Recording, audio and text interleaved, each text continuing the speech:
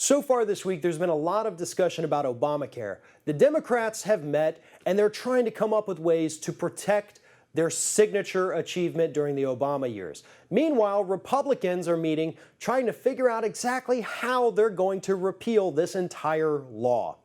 Well, there are some things that Republicans can and cannot do in order to kill Obamacare, and there's a few things Democrats can do to save it. Let's start with the easiest. A full repeal of Obamacare. Is it possible? Yes. Is it probable? No. Because Democrats in the Senate, though they are the minority, they can absolutely filibuster a full repeal. Therefore, a full repeal will not happen. So the Republicans are going a little bit sneakier route right now.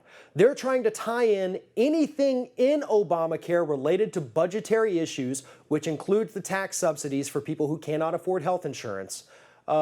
They're tying those to budget bills through a process known as reconciliation, where the budget bills cannot be filibustered. There's a simple up and down yes or no vote, goes to the president, he signs it, those can be repealed. Now, typically, those pieces of legislation should not and cannot be included in a budget bill. It has to go through something known as the Byrd law, BYRD, and then that has to be decided by a Senate parliamentarian. If the parliamentarian actually says, no, you can't include those, the Republicans then have the option to fire the Senate parliamentarian, hire a new guy who's going to give them approval, so then they'll be able to do that. So here's the thing. The best part of the Affordable Care Act is the condition or the pre-existing conditions stipulation that says you cannot be denied health insurance if you have a pre-existing medical condition.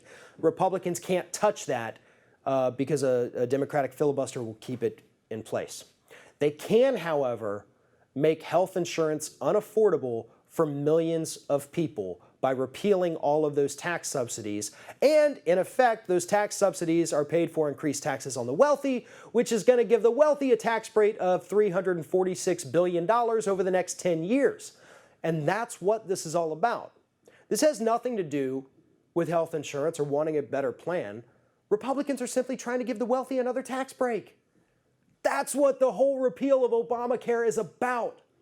That's why they're only wanting to touch these subsidy issues and the tax issues, because that's all they care about.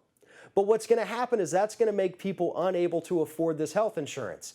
And here is another side product of what could happen if they repeal the subsidies but leave in the pre-existing condition requirement.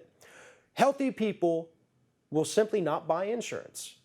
They won't need it. But if they get sick, they then can buy health insurance. They can't be denied, so then the insurance company has to pay.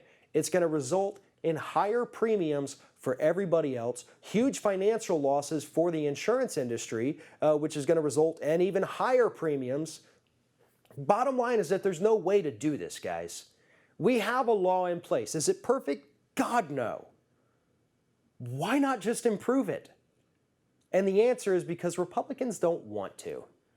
And again, it's for two reasons. One, they want to give the wealthy that massive tax break. Two, this was created by Democrats, so it needs to go away. It's spite and loyalty to the 1%. That is 100% what is behind the Republicans' push to repeal Obamacare. And they do have a couple tools to do this with. Unfortunately, when 20 million people are no longer able to afford health insurance, the Republicans are going to have to own that. And they're going to have to answer for that in the midterm elections.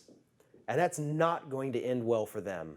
But even worse, it's not going to end well for the 20 million Americans who find themselves without health insurance because the Republicans wanted to give a tax break to their wealthy donors.